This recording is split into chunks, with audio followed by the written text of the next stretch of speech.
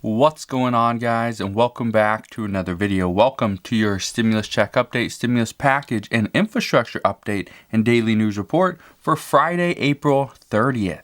Can you believe we are almost to the end of April? Me personally, I cannot, but there's been a lot that's gone on over the past month, but I want to break down what has actually been happening just over the past couple of days because it's actually pretty important. Here's what we know. As of right now, a group of economists are predicting that 12 million more Americans could be lifted out of poverty with a fourth and possibly fifth stimulus check. We know Democrats are looking for more money even while their party is not 100% sure how to even get it paid for. That's a big issue. Nobody knows as of right now how badly this bill is going to hurt the United States if we cannot fully pay for this and fully fund it. The Senate yesterday passed a $35 billion infrastructure bill. I will get more details on that in just a little bit. And the CEO of Moderna is now saying that we will need to get a vaccine booster very soon. So if you've already received your vaccine, then you will most likely need a booster shot very soon. I have more updates on that as well. Again, I hope you're having a wonderful day. If you could, go ahead, hit that like button. It really does help out the channel and this video. So here's what we know as of right now, okay? Economists are now predicting that we will have a full recovery. This is pre-pandemic levels. A full recovery from this pandemic sometime in the late 2023. Now, in the first quarter of 2021, the GDP increased by 6.4% as an annualized rate. Experts were just predicting that we were expected to see a 6.1% increase as an annualized rate. So we are actually a little bit ahead of what experts currently said was going to be a tall task. So that is actually really good. But the reason I bring this up, probably wondering, why does this really matter? Does this mean like things are going to get more expensive? Yeah. Does it mean we're going to get less relief, less stimulus? Possibly, but chances are no, because this is proving, okay, this right here is proving that what has been done over the past possibly 6 months has actually worked. Well, let's look back. What has been done over the past 6 months? Well, we saw 2 stimulus checks that equal $2,000. We've seen unemployment benefits an additional $300 per week. We've seen some rental assistance go out. We've seen nutrition assistance go out. We've seen assistance go out to businesses. And all of this has really helped. Now, again, I bring this up because this group of economists, they are saying that a fourth and fifth stimulus check would lower the Americans' poverty rate by about 12 million people. That's pretty big. They also state that we saw a huge decrease in poverty due to the $1,400 stimulus checks on the heels of the $600 stimulus checks that were passed under former President Donald Trump. But these economists are saying that without additional direct payments to the American people, this work could easily be reversed.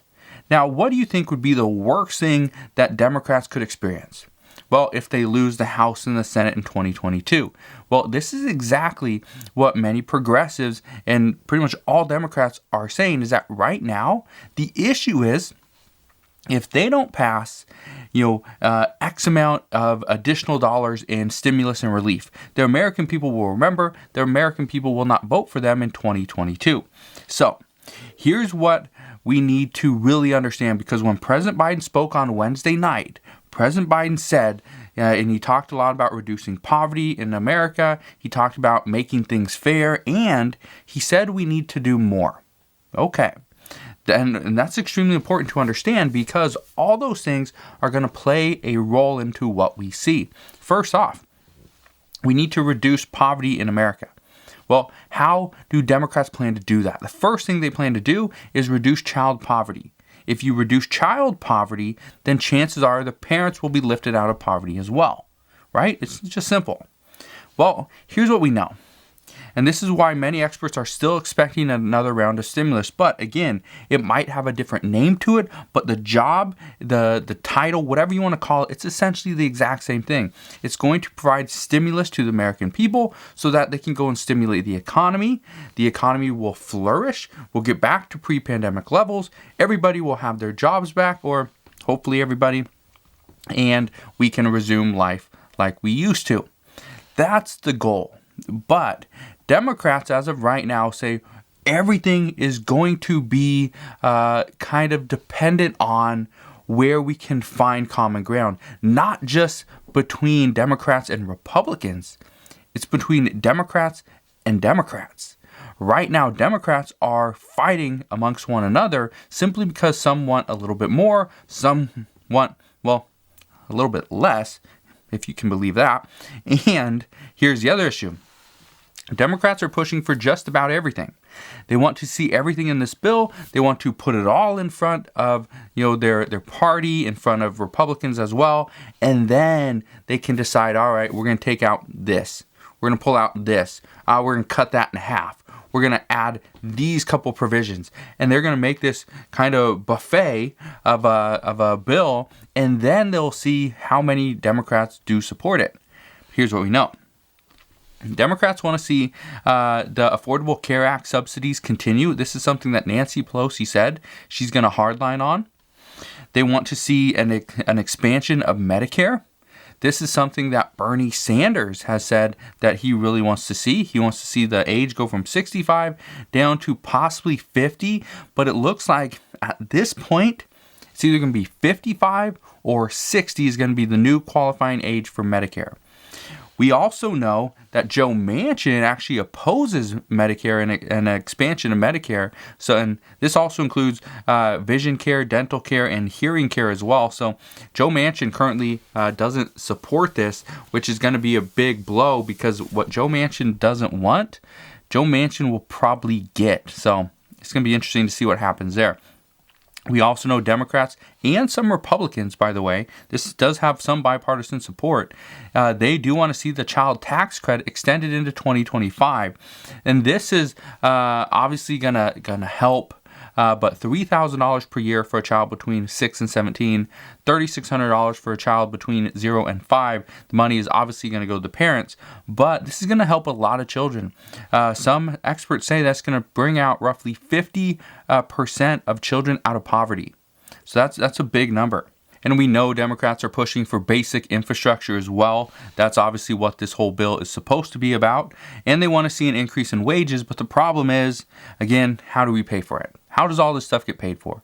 That is where we are having multiple issues because as of right now, many lawmakers are saying that it's actually too expensive. We need to kind of rein it in a little bit, narrow it back. And if we can do that, then and only then we should be able to see there will be some tax hikes that will most likely pay off this entire bill. But until we see that, again, the framework is there. The problem is the details are still missing. So until we have more of the details, that is where we're really going to kind of be fighting over all this. So right now, lawmakers are still waiting on additional information. On Wednesday, though, Senator Joe Manchin, he was talking with reporters about this infrastructure bill that President Biden was going to unveil a little bit later on Wednesday. Well, Joe Manchin said, and I quote, "It's a lot of money, that makes you very uncomfortable." And Joe Manchin was he's very clear when he says, he is uncomfortable with this because it is very expensive. It's a lot of money. $4 trillion is a lot of money. Just keep in mind, we spent about $5 trillion on stimulus during a pandemic. And now we're going to, on top of that $5 trillion, we're going to spend an additional $4 trillion. That's going to go for infrastructure still during a pandemic. But a lot of this stuff will not even be implemented until possibly, 5-10 years down the road. So it's a big bill. It's very expensive, but it is something that many experts say is needed. Joe Manchin also said, and I quote, "Are we going to be able to be competitive and be able to pay for what we need in the country? We got to figure out what our needs are and maybe make some adjustment. Who knows?" So what those adjustments are, again, that is something we don't know, but those are key because of right now the adjustments that we know of are what could derail this entire plan, this entire package. Okay, what Senate Majority Leader Chuck Schumer said the other day really sets a tone for what we are seeing.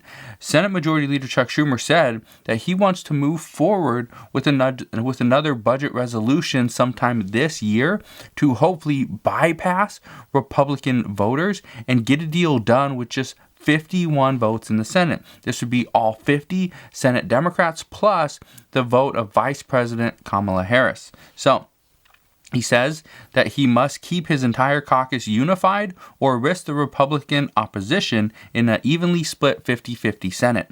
Now, I want to really address this because when he says this, he understands, and I've been saying this for a little while, I said this multiple times in the past, is that the trick right now is to keep all Senate Democrats on board with the current plan. Don't veer away to something else. Don't move on to the next agenda, next idea, next plan. Stick to the infrastructure bill as it sits now. Okay, and I said that. Okay, I don't think that we need all this infrastructure. Again, it's infrastructure, right? It's not all infrastructure. Some is, some isn't. But I don't think we need all of this. According to experts, they don't believe we need all this either. But here's what we know. As long as we can figure out the framework and we can kind of hone in and be like, all right, this is going to be our foundation. This is our base for this bill. Okay, according to experts, they say that once Democrats agree on the foundation, again, right now, nobody's agreeing. Senator Joe Manchin is not in support of this bill. He opposes this. Multiple other Senate Democrats oppose this as well. We know all Republicans are opposing this entire bill in the House and the Senate. There's some Democrats in the Senate that are in the House that do not support this either because it's too low.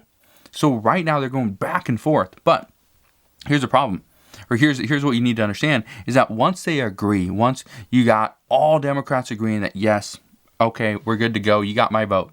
Okay, and that's what the House whip is going to have to do. That's what the Senate whip is going to have to do. They're going to have to figure out, okay, and try to go and whip their caucus into order and try to get their vote.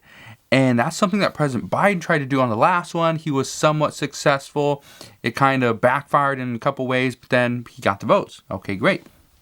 The problem is, if too much is added too soon, and this is exactly what Senator Chuck Schumer had to say, is that if too much is added too soon, this could cause senators to actually pull out, and ask for a more targeted bill.